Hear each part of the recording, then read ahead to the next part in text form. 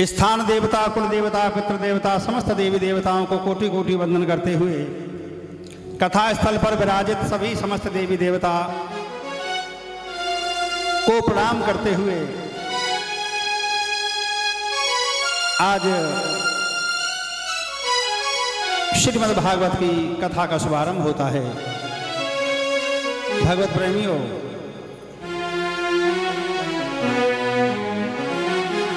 हमारे जीवन में अच्छे और बुरे दो प्रकार के समय आते हैं।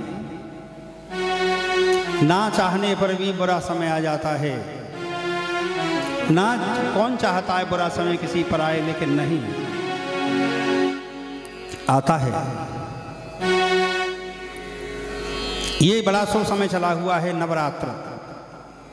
कल का जो दिन था, आप लोगों को शायद सबको जानकारी नहीं होगी, कल हमारे हिंदुओं का नया वर्ष था, हमारा नया साल था हिंदुओं का। भागवत कथा में आप श्रवण करेंगे कि ब्रह्मा जी ने सृष्टि की जो शुरुआत करी थी वो कल के दिन से करी थी, समझे। हमारा नया साल 1 जनवरी से रात के आधी रात में ठिठुरते हुए प्रारंभ नहीं होता।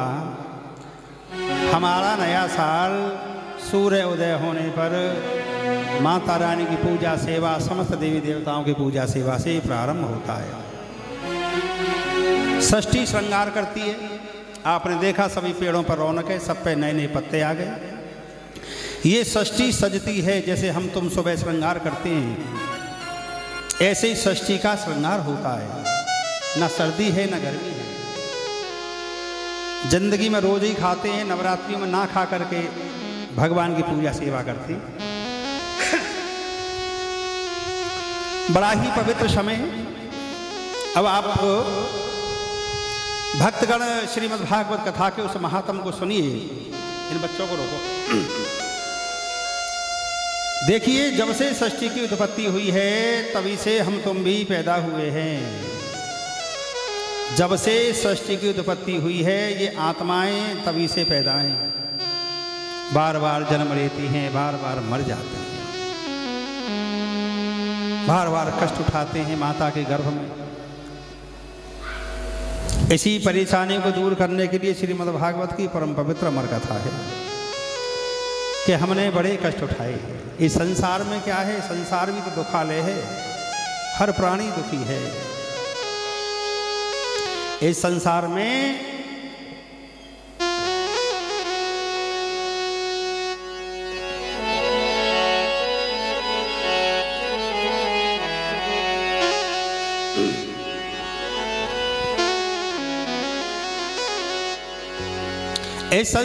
हर प्राणी ही दुखी है। और सुखिया कौन है? सुखिया उसको जानिए जाके पास राम रतन धन होए। दुखिया सब संसार है, सुखिया यहाँ न कोई। और सुखिया उसको जानिए जाके राम रतन धन होए। हमें कुछ समय मिला गया है शुभ कर्म करने के लिए। अब हम चाहे शुभ कर्म करें चाहे अशुभ कर्म करें, चाहे सोते रहें या बात करते रहें, हमारा समय रोज खत्म हो रहा है। भागवत कथा उसी बात का ज्ञान कराती। अरे प्राणी, यहाँ तू बहुत लंबे समय के लिए नहीं आया है, बहुत थोड़े समय के लिए आया है। उस थोड़े समय में से भी हमारा बहुत लंबा समय सोने में गुजर जाता है और बहुत लंबा समय हमारा बालापन में निकल जाता है। बहुत लंबा समय हमारा गृह कार्य नाना जंजाल आते अति दुर्गम शैल विशाला इनमें निकल जाता है। और एक बीमारी भगवान ने हर प्राणी को लगा रखी है जिसको कहते हैं भूख और प्यास। या भूख और प्यास की बीमारी का कोई इलाज नहीं है। दवाई लेते रहो भोजन की और चलते रहो। कई बीमारियां ऐसी असाध्य हैं जो डॉक्टर कहते हैं जी दवाई लेते रहो चलते रहो। ऐसे ही परमात्मा ने भी एक बीमारी लगा रखी है जिसको कहते हैं भूख और प्यास। हमारे जीवन का बहुत लंबा समय इसी में नष्ट हो जाता है। देखिए, जैसे बिना चाहे हमारे जीवन में दुख आ जाते हैं, परेशानी आ जाती है, झंझट आ जाती है, हम बड़े दुखी हो जाते हैं। ऐसे ही नंबर वाइज हमारे जीवन में सुख भी आता है। और सबसे बड़ा सुख है कौन सा? सबसे बड़ा सुख है हम भगवान की कथा सुनने का हमें मौका मिले, हम अपने हाथों से हवन करें, हम इन हाथों से भगवान की प्रतिमाओं के दर्शन करें, ये शुभ कार्य है। और शुभ कार्य जब किया जाता है तो हृदय में बड़ी खुशी होती है, हृदय में बड़ी शांति मिलती है, हमें ऐसा लगता है कि हमने अपने लिए कुछ किया है। देखिए, परिवारों के लिए लोग बेईमानी और झूठ कपट करके धन इकट्ठा करने में लगे पड़े हैं। जब सजा मिलेगी तो अकेले को मिलेगी। किसी को ये चिंता लगे जी हम अपने बच्चों के लिए कर रहे हैं, बच्चों के लिए किसी को करने की कोई ज़रूरत नहीं है। बच्चों को पढ़ाओ लिखाओ, योग्य बनाओ, संस्कार दीजिए। बच्चों के लिए पैसा इकट्ठा करना बिल्कुल ही गलत है। क्यों? अरे बच्चे जब योग्य हो जाएंगे तुमसे ज़्यादा कमाएंगे, बच्चे जब योग्य हो जाएंगे तो तुमसे ज़्यादा कमाएंगे। और बच्चे नालायक निकले तो कितना भी धन इकट्ठा कर जाना सबको मिट्टी में मिला देंगे। तो ये परिवार जो है, ये हमारा परिवार कुछ समय के लिए होता है। जैसे यात्री यात्रा करते हैं रेल में, बस में, नए यात्री आ जाते हैं, पुराने उतर जाते हैं, ऐसे ये परिवार ही है। व्यक्ति अकेला आया है और अकेला ही जाएगा। ये कथा क्या है? ये भगवान की बताई हुई बातें हैं प्राणी के लिए। ये भागवत कथा जो आप 7 दिन तक सुनोगे, ये किसी और की कथा नहीं है। तुम जब सुनोगे तो तुमको ये लगेगा ये तो कथा मेरी ही है, इसमें तो सारी कहानी मेरी बताई जा रही है। तो ये कथा किसी और की नहीं है, ये कथा प्राणी मात्र की ही कथा है। हमारे जब अनेकों जन्मों के पुण्य जब उदय होते हैं, लाखों करोड़ों वर्षों के जब जन्मों के पुण्य उदय होते हैं, तब हमें भगवान की कथा जीवन में सुनने का मौका प्राप्त होता है। भगवान की कथा सुनने से क्या लाभ है? लाभ ये है कि हमें अपना ज्ञान होता है कि हम कौन हैं, क्या कर रहे हैं, कहाँ जाएंगे। क्योंकि यहाँ कोई ज़्यादा लंबे समय के लिए नहीं आया है। आए थे हम हरि भजन को, बीनन लगे कपास। यहाँ रात दिन कपास बीनने में लगे पड़े हैं। ये कपास रूपी धन संग नहीं जाएगा, ये धन यहीं रह जाएगा। धन तो घर में ही रह जाता है। पत्नी थोड़ी दरवाजे तक चलती है, परिवारी लोग शमशान तक चलते हैं, उसके बाद पाप पुण्य संग जाते हैं प्राणी के। या इस जगत में कोई किसी का नहीं है। आए थे जब कोई संग नहीं आया, और जब जाएंगे तो अभी कोई संग नहीं जाने वाला। जब कोई संग ना आया ना जाएगा तो फिर इसका मतलब ये कोई किसी का है ही नहीं। लेकिन फिर भी आप लोगों ने माला दी, ये दिख रही है माला। एक फूल कहीं पैदा हुआ, दूसरा फूल कहीं पैदा हुआ, तीसरा फूल किसी और दूसरे पेड़ पर पैदा हुआ, लेकिन धागे ने इनको बांध रखा है। ये एक दूसरे से अलग हैं, लेकिन फिर भी इनको धागे ने बना दिया एक। ऐसे ही माया जो भगवान की है, इस माया ने सबको बांध रखा है। अब आप ये बताइए, चिड़िया अपने बच्चों का लालन पालन करती है, क्या आगे बच्चा नौकरी करके उसका पेट भरेंगे? कभी नहीं। हर पशु अपने बच्चे से प्यार करता है, चाहे भले ही कुछ दिन बाद भूल जाए, लेकिन उसका ये क्या है? ये मोह रूपी ममता है। ये भगवान की माया है जिसने जगत को बांध रखा है। ऐसे ही कथाएं ये बताती हैं प्राणी हमारे कर्मों के हम ही भोगताएं, जो हम जैसा करेंगे वैसा ही हमको मिले। अब आप श्रीमद्भागवत की कथा श्रवण करने वाले हैं 7 दिन तक, इससे क्या मिलेगा? इससे बहुत फायदा है। इससे फायदा पहला ये है, व्यक्ति का अपना आत्म कल्याण होता है। कथा सुनने से हमें पता चलती है कि हमें क्या करना चाहिए और क्या नहीं करना चाहिए। ठीक है? तो जो नहीं करना चाहिए वो ना करें, और जो करना चाहिए उसे हमें करना चाहिए। ये जिंदे व्यक्तियों का कल्याण करती है भागवत की कथा। और जो मर चुके हैं, जिनके परिवारों में लोग मर चुके हैं, उनका भी आत्म उद्धार करती है श्रीमद् भागवत की कथा।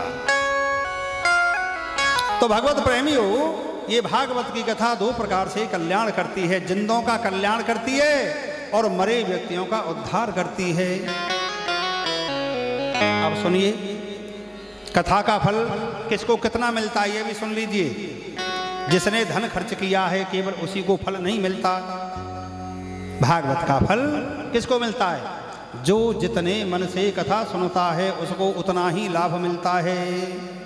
आप लोगों ने देखा होगा, आप भी पढ़े होंगे क्लास में कभी। स्कूल भी एक है, क्लास भी एक है, विद्यार्थी अनेक, मास्टर भी एक ही है, लेकिन पढ़ने वालों के सबके नंबर अलग अलग आए। कुछ पास हो गए, कुछ फर्स्ट से, कुछ सेकंड, कुछ थर्ड, फेल हो गए कुछ। क्यों हुए ऐसे?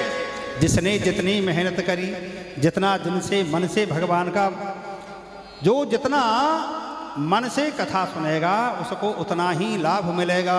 इसलिए जीवन में बहुत समय तो बीत गए और न जाने कितने दिन और बकाया हैं। ये 7 दिन का जो समय है, इसमें अपने लिए कुछ कर लीजिए।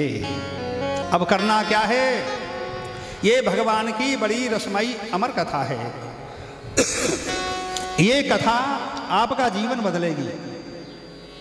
बार बार कथा सुनने से भी जीवन में बदलाव नहीं आया तो समझ लीजिए हमने कथा सुनी ही नहीं है।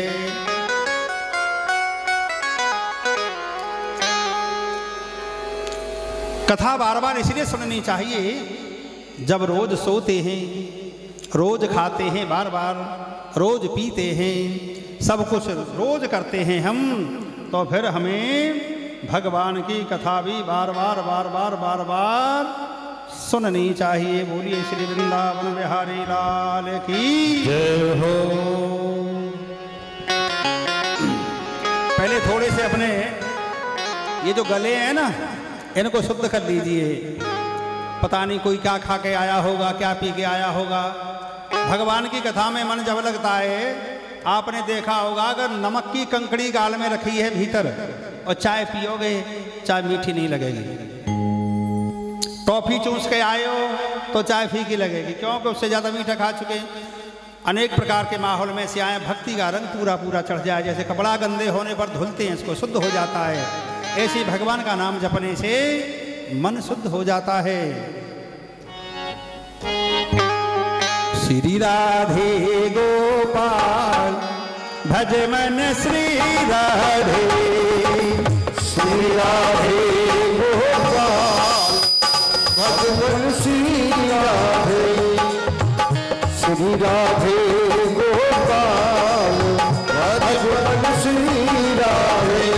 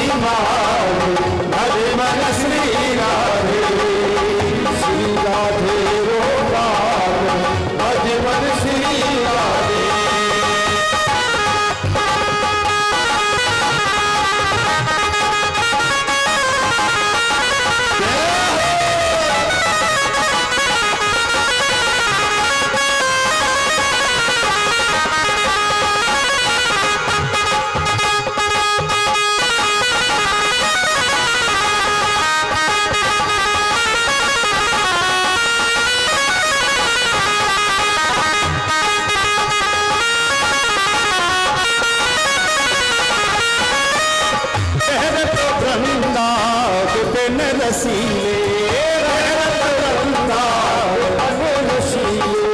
दूगल बहिया दाम, दूगल बहिया दाम, भज मन श्री राधे, श्री राधे गोपाल, भज मन श्री राधे, श्री राधे गोपाल, भज मन श्री राधे।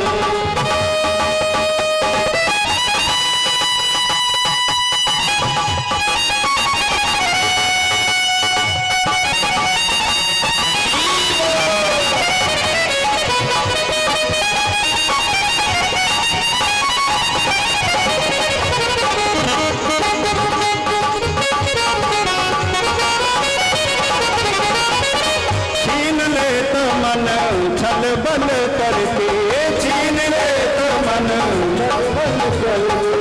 छीन ले तो मन छल बल करके, छीन ले तो मन छल बल करके। चंचल नयन बेसाल, चंचल नयन बेसाल, भज मन श्री राधे, चंचल गोपाल, भज मन श्री राधे, श्री राधे गोपाल, भज मन श्री राधे।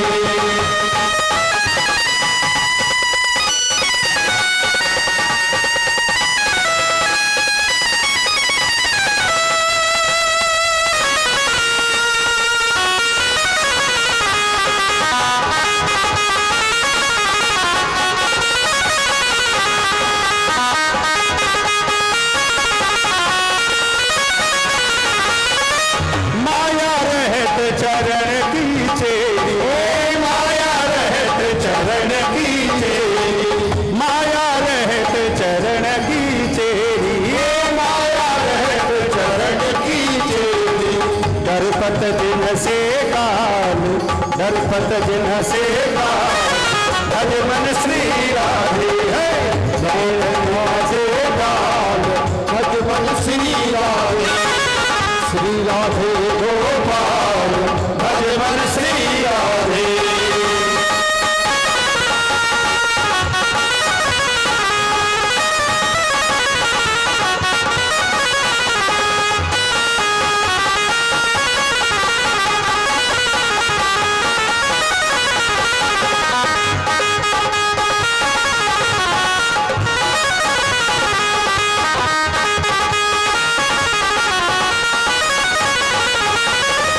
सरस माधुरी शरणागत को, सरस माधुरी शरणागत को, क्षण में करत निहाल, क्षण में करत निहाल, भज मन श्री राधे है, श्री राधे गोपाल, भज मन श्री राधे, श्री राधे गोपाल, भज मन श्री राधे, श्री राधे गोपाल,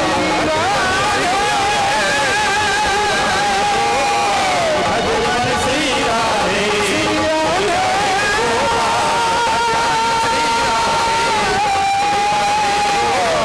भज मन श्री राधे, श्री राधे,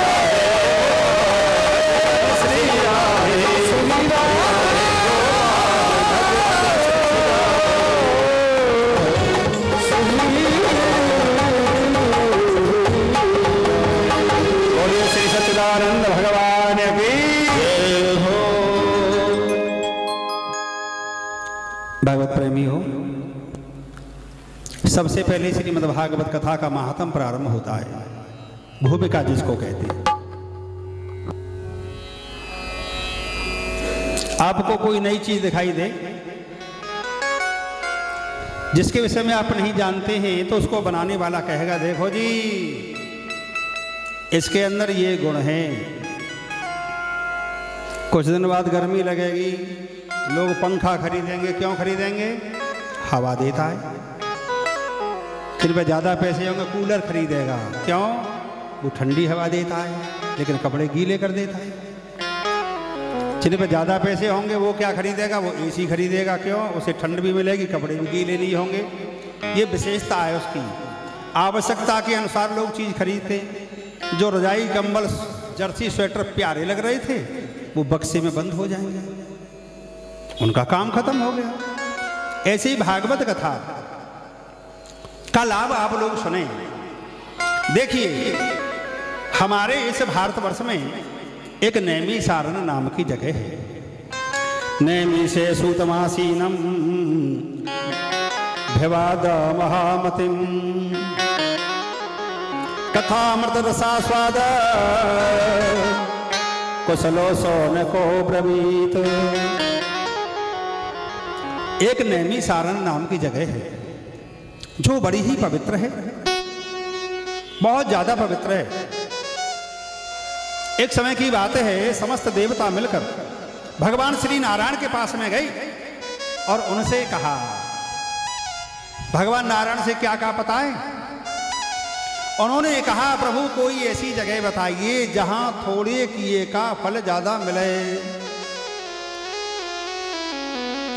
थोड़े करने का फल हमें ज्यादा मिले, वो जगह बताइए। अब आप लोग ये बताओ, सरकारी नौकरी लोग क्यों चाहते हैं? सबकी इच्छा रहती है सरकारी नौकरी लग जाए, सब सरकारी नौकरी, क्यों? वजह क्या है? वजह ये है काम कम करना पड़े और दाम ज्यादा मिले और हमेशा मिलता रहे, बस यही तो बात है, और कोई बात नहीं है। सरकारी नौकरी लेकर के लोगों का भाव ये थोड़ी है कि देश की सेवा करेंगे। अरे भैया सेवा उसको कहते हैं जो बिना पैसा के काम किया जाता है, जो दाम लेकर के काम किया जाता है वो सेवा में नहीं आता, वो नौकरी है, चाकरी है, मजदूरी है। क्यों? काम के बदले दाम। अब कोई कहने लगे भैया ये अरब देश तो तेल के दाता हैं। अरे दाता तो वो होता है जो फ्री में देता है, जो दाम लेकर के माल देता है वो दाता नहीं, वो व्यापारी है। वो तो जो बदले में लेता है, लेता ज्यादा है देता कम है, वो व्यापारी है। इसीलिए देवतन ने कही कलयुग के प्राणियों के शरीर में शक्ति नहीं रहेगी, बार बार बीमारियां लगेंगी, ज्यादा देर तक बैठ भी नहीं पाएंगे, भूखा रहना त्याग तपस्या तो बहुत दूर की बात है। एक दिन रोटी नहीं मिलेगी मुरझा जाएंगे, क्योंकि अन्न में प्राण जो है, अन्न में निवास है प्राण का। तो ऐसे कलयुग के प्राणी जिनमें बिल्कुल जान नहीं है, कांटा चुभ जाए तो हाई हाई डगराने लगे, 2 घंटा चाय लेट है जाए तो पारा चढ़ जाए।